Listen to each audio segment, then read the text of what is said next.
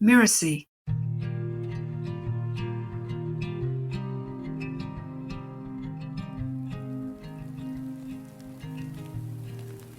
A raindrop was falling out of a cloud, and it said to the raindrop next to it, "I'm the biggest and best raindrop in the whole sky."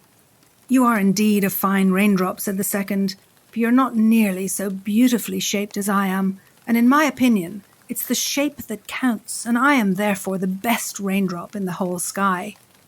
The first raindrop replied, "Let us settle this matter once and for all." So they decided to ask a third raindrop to decide between them.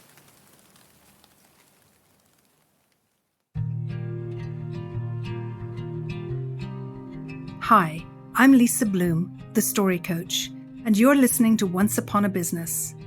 In each episode, we explore a story, a fairy tale, folk tale, or traditional story, so that we can discover the amazing lessons relevant for business and for entrepreneurs.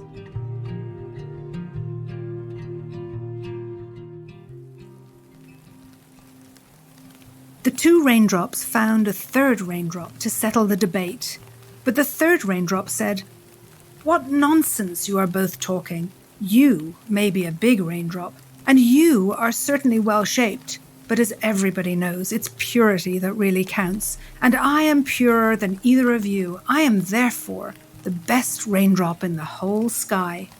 Well, before either of the other raindrops could reply, they all three hit the ground and became part of a very muddy puddle.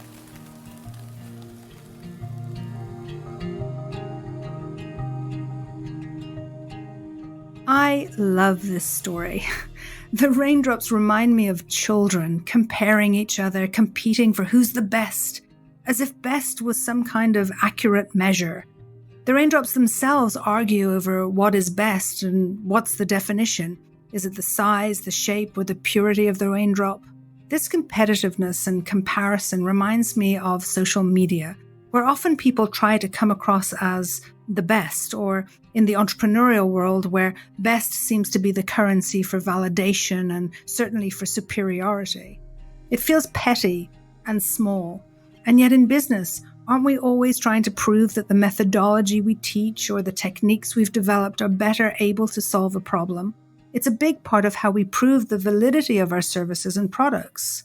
There is a place for competition in business, and even for comparison. It can keep us honest in terms of the value our services bring, and also up to date when we pay attention to what others offer. And it can also go too far. I remember coaching a CEO, a very successful guy, very competitive. He would have had to have been to get to the position he was in. And he told me, as we explored his personal stories, he told me about the ongoing challenge he faced with his son, who was getting better and better at chess, and how important it was for him to continue to beat him, no matter how much older he got. And it occurred to me that it felt somewhat petty and small. Why did he need to constantly beat his own son in this one thing? I really had to work hard on my own judgment of his competitiveness, because I realized I'm not a great fan of competition in my life or in general. My natural tendency is to look to collaboration instead. I tried to help the CEO figure out where this competitive drive came from and whether it served him or whether at times it actually detrimented the relationships that he was building around him. When we try to collaborate with people with diverse opinions and perspectives, which is generally the nature of collaboration, we tend to be more creative and more likely to come up with better solutions to problems. There's quite a lot of research about the value of diversity in the workplace for this exact reason. When we see a problem from only one perspective, we have a harder time finding a solution than if we can see that same problem through the eyes of our clients, our competitors, and the people who most experience the problem we're looking to solve. We see that when a team has gender and cultural diversity, there is more creativity and really just more interesting products and services on offer. Going back to the story, the big lesson is how these proud, competitive raindrops, so concerned with being better than the other, end up in a muddy puddle all mixed together. No matter who they are or what their particular specialness is, well, they have the same fate, and it shows us that we're all connected and ultimately we all become one. No matter how beautiful and proud we may be, in the end, it really doesn't matter. We'll all end up in the same place.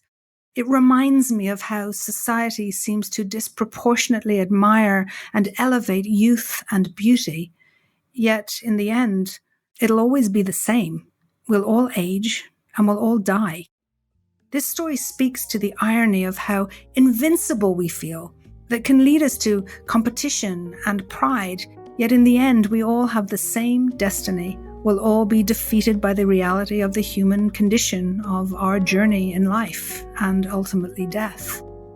In business, similarly, we may feel unique, like we're the only person in the world doing what we do. I certainly felt like that when I started out talking about storytelling in business.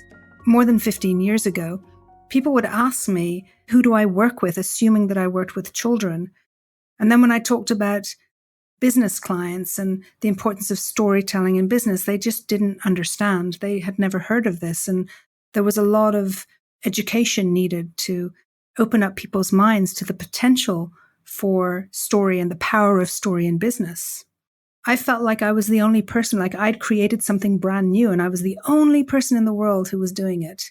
In reality, it was popping up in a lot of other places. And there were a lot of experts over the years who began to apply story to business and to do an incredible job of using storytelling in its full potential in a business environment.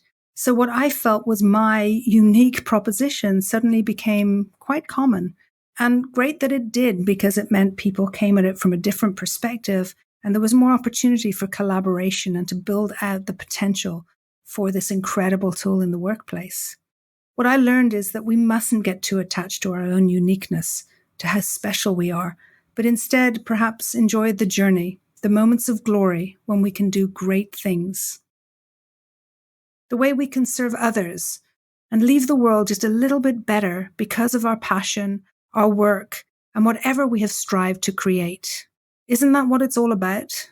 In the end, we'll find ourselves in the muddy puddle, but perhaps happy and grateful for the journey that got us there.